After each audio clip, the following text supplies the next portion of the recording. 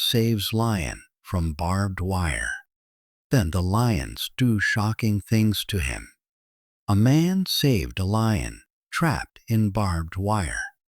But what the lion and his entire pride did next shocked the entire world.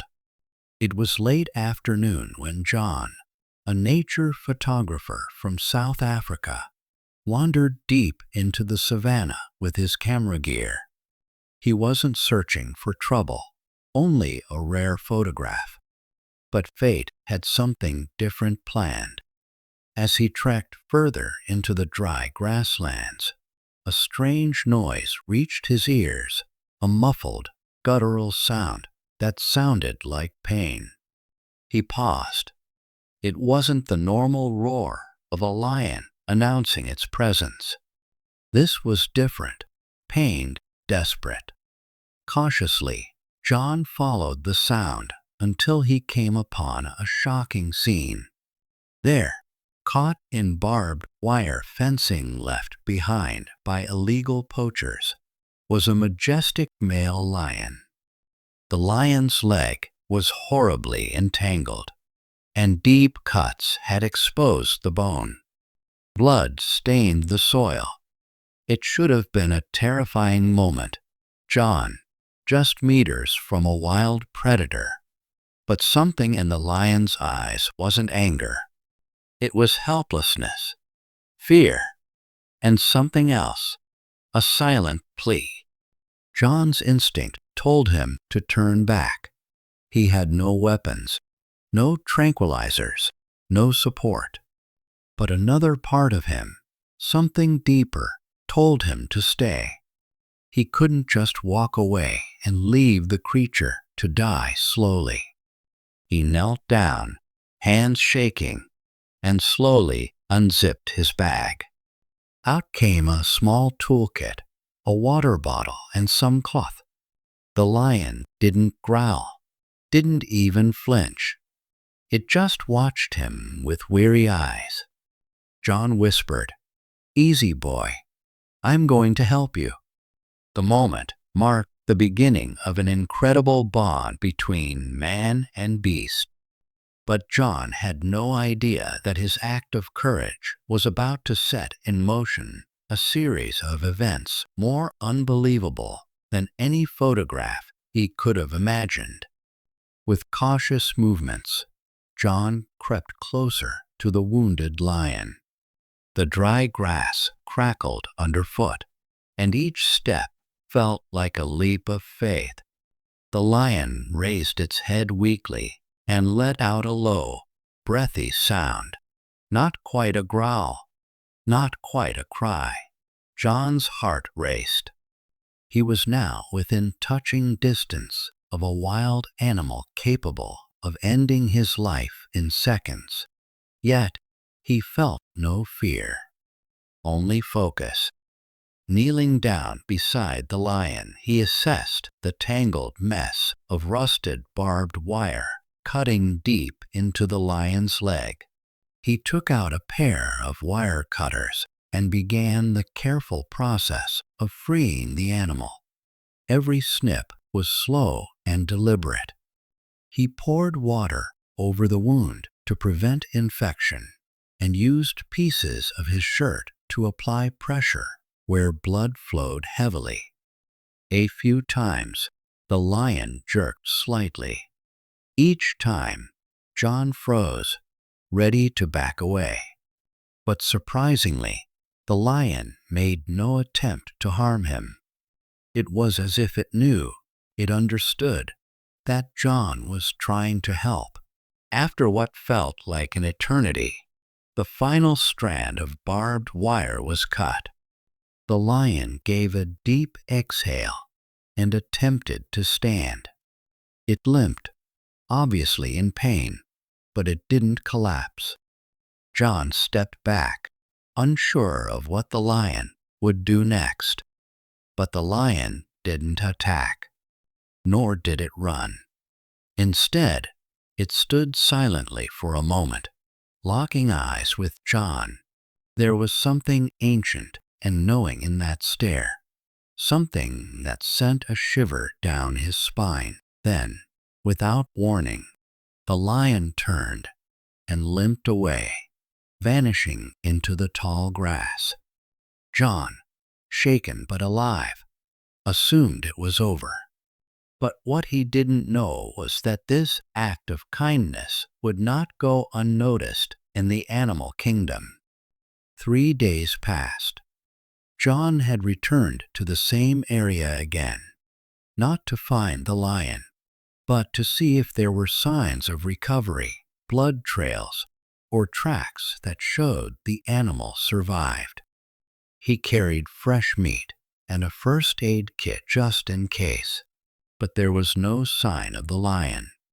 Only silence, heat, and the distant calls of birds as he packed up and prepared to leave.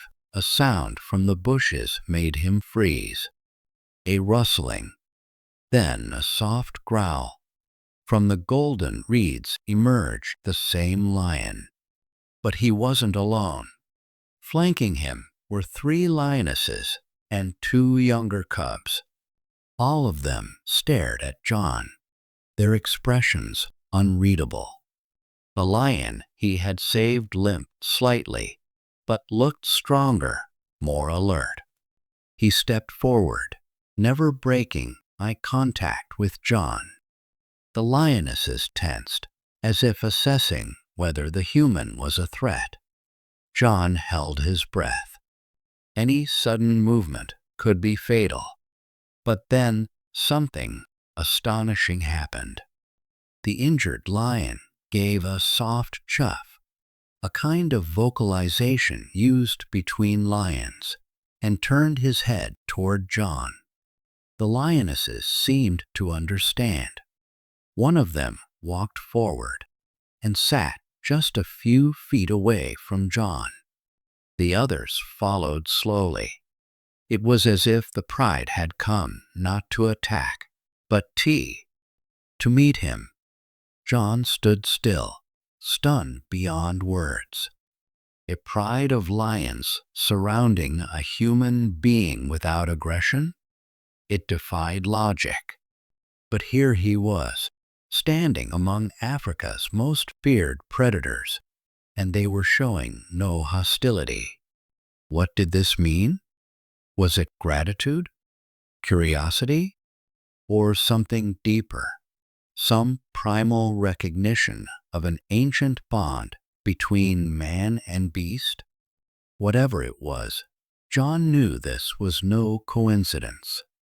The lion he saved had returned, and he had brought his family. John couldn't believe what he was seeing. The lion he had rescued just days ago now stood before him, stronger, calmer, and surrounded by his pride. The lionesses kept their eyes fixed on John, their ears twitching, but not a single one growled or made a threatening move. The cubs peeked out from behind their mothers, wide-eyed and curious. John slowly crouched down, not to show fear, but to appear less threatening. His heart beat fast, but his hands remained steady. He didn't reach for his camera. He knew this moment wasn't meant to be captured, but experienced. The lion took a few steps closer and sat on his haunches, just a few feet away. John noticed now that the lion's wound had begun to heal. Nature had done its part. But what baffled him was why the lion had brought the entire pride. One of the lionesses made a low, soft sound and approached John. She sniffed the ground near his feet, then sat down calmly. The rest followed. John was now entirely surrounded, but not by hostility. There was something sacred about this moment. It felt ceremonial, almost symbolic. John whispered, "You came back. Why?" Of course, no answer came. But the lion let out a slow breath, and in its eyes was something more powerful than words: understanding, recognition.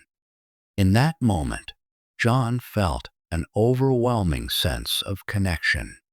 He wasn't just a stranger in their territory anymore. He had become something else, something accepted. But still, a question lingered. Why had the lion brought him here now? Was it a test, a sign of trust, or was something else about to unfold? He didn't know it yet. But this gathering wasn't random. The pride was preparing for something, and they had chosen John to be a part of it. As dusk approached, the golden sky faded into deep orange and violet streaks.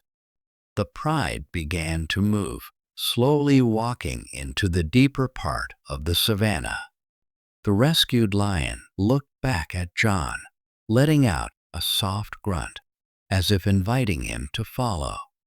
Against all logic and instinct, John did. He walked carefully, keeping a respectful distance behind the group. The dry grass crunched beneath his boots as they moved deeper into unfamiliar terrain. Every now and then, the cubs would glance back, playful and unafraid. It was surreal. John had spent years observing lions from afar with cameras and binoculars. Now he was walking among them. They traveled through thorny acacia groves and over rocky hills until they reached a secluded clearing. A small watering hole shimmered under the moonlight. The pride began to settle there, drinking, grooming, and resting. John stayed back, watching silently. The lion he saved sat beside him, not too close, but close enough to show trust. Then something unexpected happened. One of the lionesses nudged a cub toward John. The small lion cub approached cautiously. John crouched again, extending his hand, not to touch, but to show peace. The cub sniffed it, then retreated to its mother, satisfied. A few moments later, the lion, the alpha, stood up and let out a deep roar. The entire pride went silent. John turned to look at the lion, who now stared into the darkness beyond the clearing. There was something there, something that had caught his attention. John's pulse quickened. This journey wasn't just about gratitude. The lions had brought him here for a reason. As the last rays of sunlight disappeared, the atmosphere changed. The wind grew still, and the usual nighttime sounds of the savanna fell silent. Even the insects stopped buzzing. John noticed the lions shifting uneasily. The alpha, John's rescued lion, stood tall and alert, his gaze locked toward the dark horizon. The pride formed a protective semicircle around the cubs. John could sense the tension. Something wasn't right. Suddenly, from the tall grass came a chilling sound, a low, deep growl. Then another. Yellow eyes began to emerge from the shadows. Hyenas, a large pack, more than a dozen strong, stepped into the moonlight. Hyenas were known to challenge lion prides, especially if they sensed weakness or the scent of blood. They could smell the alpha's healing wound, and they saw John, a vulnerable outsider. The lions let out defensive growls. The cubs huddled near their mothers. John, standing at the edge of the watering hole, froze. He had no weapon, no way to defend himself. If the hyenas attacked, he'd be the easiest target. One hyena inched closer, teeth bared. Then, without warning, the alpha lion stepped forward and released a thunderous roar that echoed through the entire valley. The hyenas stopped. Another lioness joined him, snarling viciously. The pride wasn't backing down. The hyenas hesitated. John remained still, adrenaline surging. Was this how it would end? But then something extraordinary happened. The alpha moved between John and the hyenas, shielding him. In that moment, it became clear.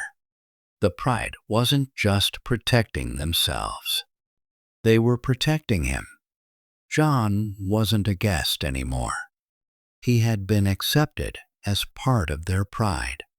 The hyenas, sensing the determination of the lions, slowly backed away into the darkness. The threat was over, for now. But John was left with a new, profound realization. His life had forever changed. After the hyenas vanished into the night, silence returned. The lions relaxed again, though still alert, especially the mothers watching over their cubs. John, still in disbelief, lowered himself to the ground and sat near a tree at the edge of the clearing. He was exhausted, mentally and physically. Yet, oddly, he felt safe. The alpha lion lay a few meters away, watching him with eyes that reflected the moonlight. It was the same lion he'd rescued.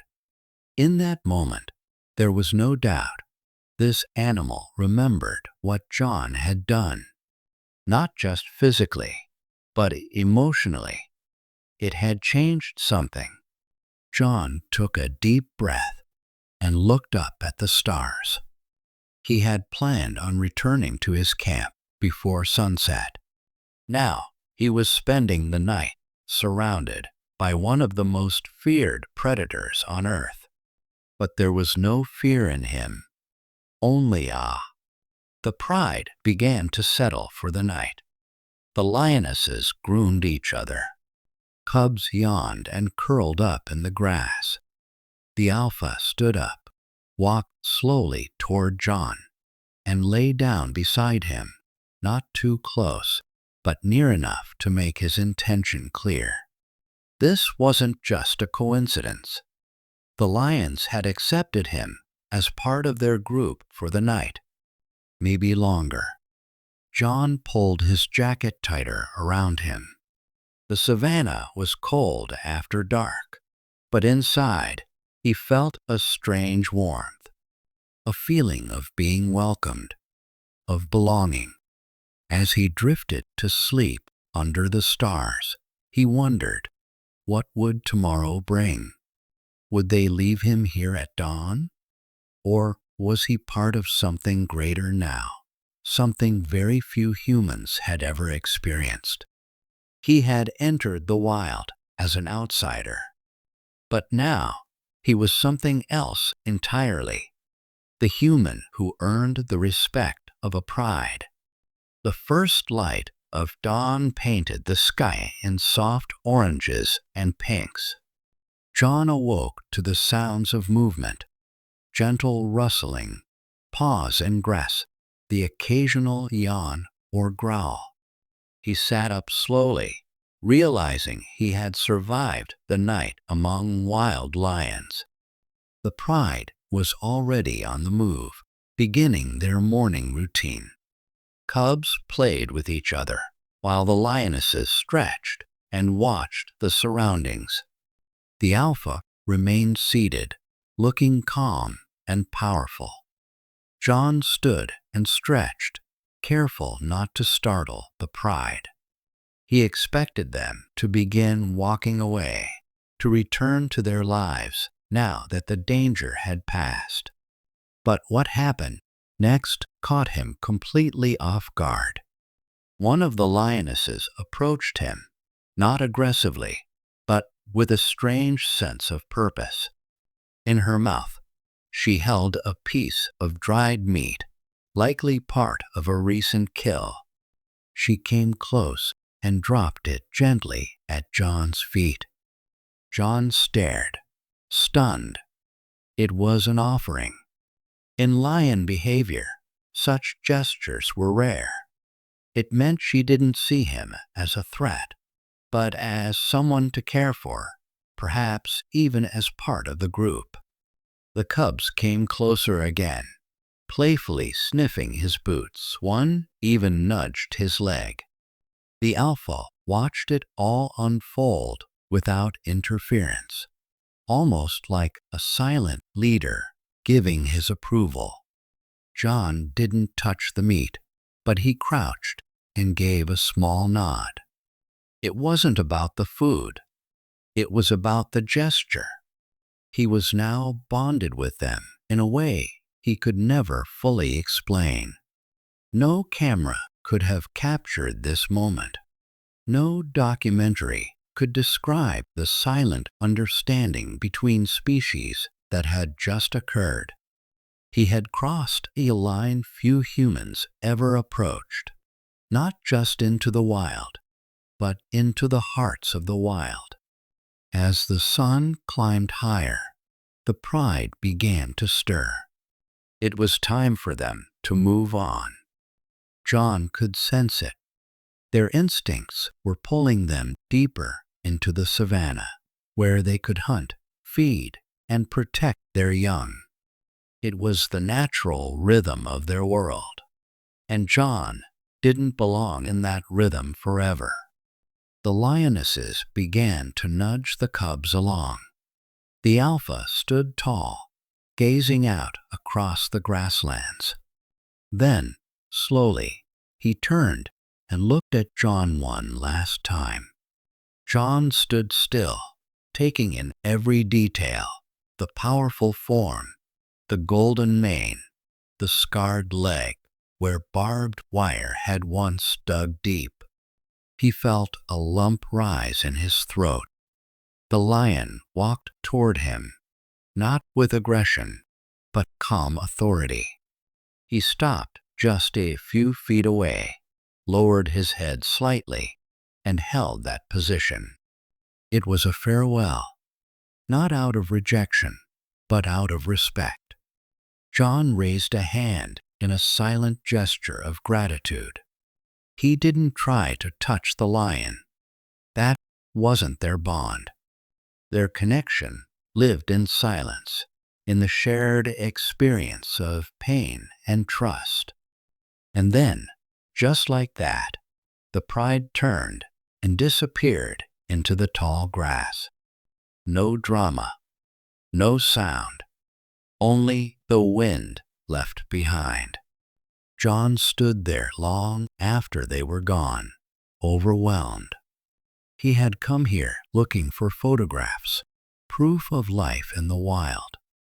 But what he found was something much deeper, a spiritual experience, a lesson in loyalty, courage, and the silent language that all living beings share. He smiled to himself and whispered, "Thank you." Then he turned and began the long walk back. 2 days later, John returned to civilization, dirty, exhausted, and forever changed. Friends at the reserve camp rushed to him, surprised to see him safe. He had been reported missing. People thought he might have been attacked or lost in the wild. But John wasn't ready to speak, not fully, not yet. He sat quietly, downloaded his camera files, and looked through the few photos he'd taken before the rescue. Most of what had happened couldn't be captured on film. It lived in his memory, raw and pure. Eventually, word got out. Wildlife journalists picked up his story. Rangers confirmed the area had signs of lion activity. and even strange patterns of lion movement near human paths. John agreed to give one interview where he explained what happened, not to show off, but to advocate for wild animal protection. His story went viral. Man saves lion is accepted by the pride. Wild lion protects human from hyenas. A bond beyond species. People around the world were moved to tears. Artists painted the scene. Writers wrote poems. Scientists debated whether it was instinct or something more. But for John, none of that mattered. He knew the truth. In a world where fear often separates species, love had briefly united them. He never saw the pride again, though sometimes, when he visited that same clearing, he found paw prints near the edge of the water, as if someone had returned. And every night, as he looked at the stars, he remembered the eyes of the lion who trusted him, not just with his life, but with his pride. How did you like the video? Let us know in the comments. For more fun videos like this, don't forget to subscribe to the channel.